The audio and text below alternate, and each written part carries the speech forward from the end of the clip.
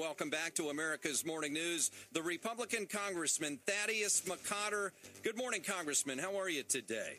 Hey, thanks for having me back. You, sir, are a supporter of Mitt Romney. You just heard Senator DeWine there say why he has switched allegiances from Mr. Romney to Rick Santorum. We are giving you the opportunity, sir, to do the same thing right now if you wish to. No, I don't wish to. Okay. I'm still supporting Mitt, proud to do it. And having run against all of them, I think any of the four remaining contenders would make a good nominee for our party, and I'll support them. Why? My question, though, what is wrong with Mitt Romney in Michigan suddenly? I think we're starting to see the effect of this animus against Mr. Romney. Much of it is not his fault. He seems to be a symbol in many ways of what some people believe is wrong with the Republican Party. I think that in many ways he gets a bad rap as being the establishment candidate because, as I said in my piece in Big Government, the establishment certainly does spend a lot of time trying to make sure Mr. Romney isn't our nominee, including going to the length of talking about having a convention that could pick somebody entirely new. Now, whether you are a Romney, a Santorum, a Gingrich, or a Paul supporter, I would think that at least that's one thing that right now we could all agree on is that people who have the courage to enter the primary and caucus process, at the end of it, one of them should be our nominee heading into the fall election, and should not have it taken from them by people who did not have the courage to enter the fray, if ever enter an election at all. Congressman McCotter, don't you think, too, that Romney's situation in Michigan right now is just reflective of the way this campaign has been going all along, that voters are not willing to settle yet for whatever their reasons, whether they want to consider the field, whether nobody is really exciting them, whether they see something in all the candidates that they like, so they can't distill it down to one, that it's just a reflection of how GOP voters are feeling right now?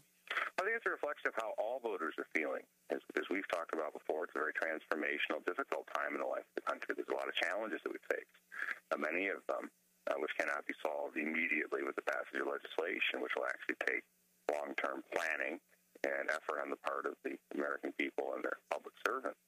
So I think that what you're seeing is something that will be represented in the election that will take place in November as well, when they have to choose between an incumbent who I believe has not done an adequate job and a challenger who will try to explain why they can.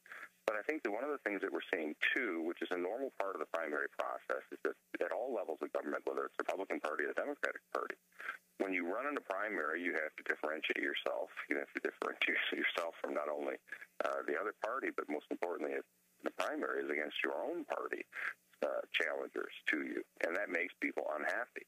And so as the process goes forward, especially at the presidential level, what you see out of the people who've had the courage to run will be some of the attack ads or some of the issue differentiation that leaves many people with a bad taste in their mouth and wants them rooting for someone else. Now, the irony is that had anybody else jumped into this race, you'd be seeing the same things occurring, and you'd be seeing those white knight candidates get a little sullied, and people would be claiming that they're not good enough either. So, Congressman, address the what-if scenario. What if a new candidate comes in, or we take it down to a brokered convention in Tampa? How does that affect the Republican nominee, whoever he might be, his chances of beating Barack Obama? Well, if a new candidate were to come in, they'd be entering the process, and I would think that would be fine. They'd have the courage to go through what the others are going through, and the people have the chance to make up their mind in the caucus or in the voting booth. The thing that I think that we must reject is that a bunch of people who think they're smarter than other people, choosing someone who didn't have the courage to enter into this, who didn't get vetted by the electorate. Because, as I said when I wrote it, a Republican Party that distrusts its primary voters will be distrusted by general election voters, and rightly so. Will you predict, therefore, that Mitt Romney will take Michigan when we go to the polls next Tuesday?